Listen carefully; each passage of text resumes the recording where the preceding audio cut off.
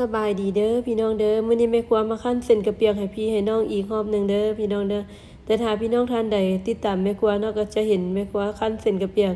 มาก็หลายคลิปแล้วเนาะแม่ครัวจะคั่นไปแต่ละคลิปจะบ่คือกันเด้อพี่น้องเด้อเฮ็ดหลายๆสูตรให้หลายๆแบบมาให้พี่น้องได้เลือกได้ใส่เอาแต่ละคนก็จะมักบ่คือกันเนาะถ้าผู้ใดมักตัวใดก็เอาไป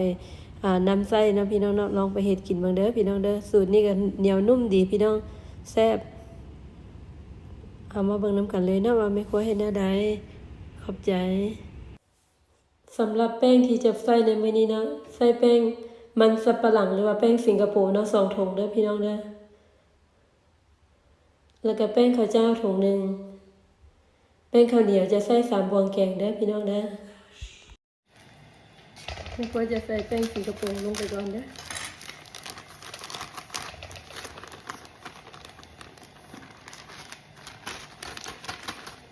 ฟอง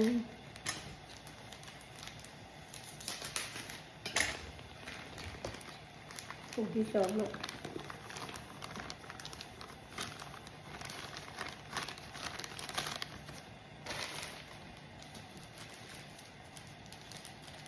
เป็นข้าวเจ้าเ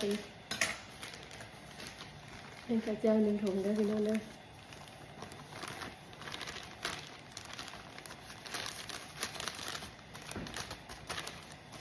แป้งข้าวเหนียวที่ใส่ประมาณ1 บวงฟู2 บวงใส่3 บวงก็พอเด้อพี่น้องเด้อแล้วก็สิใส่เกลือน้อยนึงเด้อพี่น้องเด้อบวงกาแฟ1เด้อหลังจากนั้นก็สิคนๆเด้อพี่น้องเด้อคน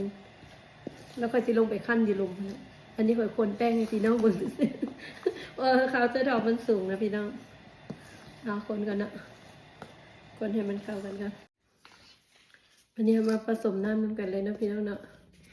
ผสมน้ำนี่ข่อยเอามา1,000เด้อนี่เด้อพี่น้องเด้อ1,000ข่อยสิใส่เท่าละหน่อยเด้อแล้วก็สิบอกว่าสุดท้ายว่าทั้งหมดเฮาใส่ไปเท่าใดเนาะพี่น้องเนาะ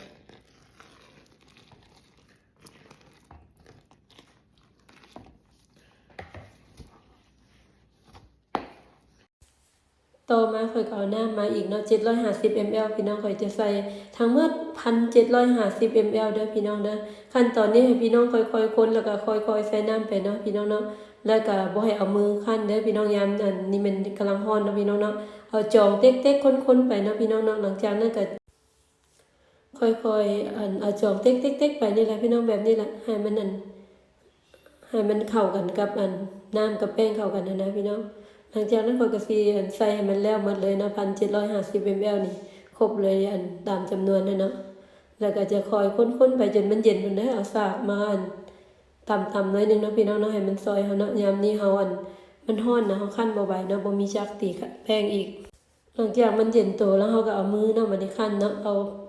คั่นได้สำนี้ก็เอาแป้งนวลมาโรยหน่อยนึงเนาะพี่น้องเนาะเพราะว่าสิเอาไปตัดเป็นตอนเนาะเฮ็ดเป็นตอนเป็นลิงหั่นนะพี่น้องมื้อนี้แม่ครัวสิใส่จักที่ว่าซื้อมาใหม่มาตัดเส้นกระเปียกได้แต่สิลิงน้อยนึงพี่น้องลิงให้มันเข้าจักง่ายนะให้มันแปรลงน้อยนึงนะสำนี้ละแล้วก็เอาไปเข้าจักได้บัดนี้พี่น้องก่อนเสียนลิงเนาะก็เอาแป้งทาก่อนแล้วก็เอาไปกับลิงเลยเนาะพี่น้องเนาะลิงนี่ก็มีไส้เดียวเฮาสามารถบิดอยู่ทางข้างมันได้เนาะว่าสิเอาแป้งซำใดเอาหน้าซำใดเอาบากซำใดเนาะพี่น้องเนาะหลังจากลิงแล้วก็ทาแป้งพร้อมแล้วจึงเอามาซอยเด้อพี่น้องเด้อซอยนี่ก็ค่อยซอยเส้นใหญ่เนาะมีเนาะจักตัวนี้ก็ดีแนวนึงพี่น้องดีที่ว่ามันถูกเนาะราคาบ่แพง30 กว่าดอลแต่หาก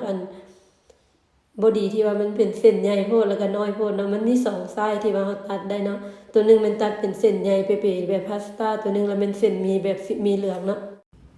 อันนี้ก็เป็นเส้นกระเปียกที่ว่าซอยมาเนาะพี่น้องเนาะมื้อนี้ค่อยซอยเป็นเส้นตัวใหญ่เนาะพี่น้องเนาะถ้าตัวน้อยมันจะน้อยโพดอ่ะสิมาต้มแล้วบัดนี้ต้มน้ำซุปเด้อน้ำต้มไก่เนาะเอาปีกไก่พี่น้องต้มขึ้นแล้วก็ใส่ขิงใส่เกลือใส่แป้งนัวเนาะน้ำตาลน้อยนึงแล้วก็เอาเส้นมาลงใส่ตอนมันฟดๆเนาะหลังจากไข่สุกแล้วเนาะใส่เส้นลงไปแล้วก็จะเอาไม้ถูเด้อคนน้อยนึงค่อยๆคนไป